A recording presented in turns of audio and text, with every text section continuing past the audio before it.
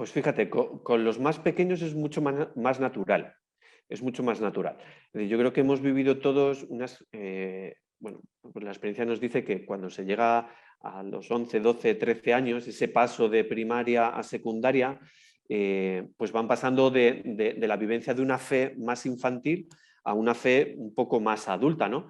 Y ahí es donde empiezan los momentos de crisis, que yo creo que son necesarios. Yo creo que son necesarios para madurar en la fe, ¿vale? Y construir una fe que no se base en esa fe pues, más infantil y que, como todo proceso de aprendizaje en la vida, pues se debe construir pues, de manera procesual, ¿no? Y pues a un niño de infantil y primeros cursos de primaria, pues no le puedes hablar de la misma manera que les puedes hablar a los mayores, ¿no?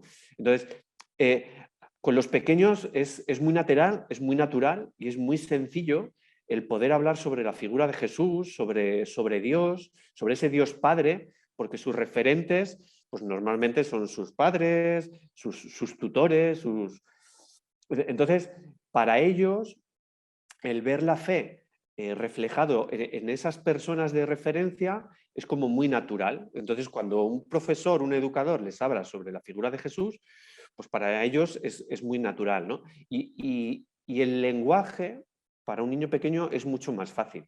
Es mucho más fácil. Con los mayores, cuando entra ya el proceso más racional, de búsqueda racional y lógica de las cosas, pues claro, es mucho más difícil. Y aquí uno de los retos que yo creo que antes te quería comentar es que son los educadores. Es decir, porque la búsqueda en los adolescentes, con esos vaivenes, con esas crisis, con esos cambios tan fuertes que viven, pues sus educadores son los referentes. Entonces, claro, trabajar la fe también con los educadores hace que con los adolescentes luego se pueda aterrizar todo este tipo de preguntas, ¿no?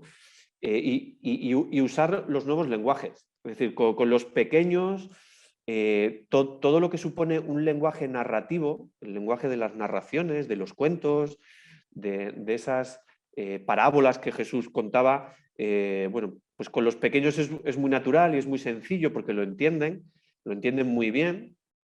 Cosa que los mayores pues luego le van buscando pues todo ese racionamiento lógico a todo este mundo, ¿no? Y a todo este lenguaje que a veces es difícil de explicar.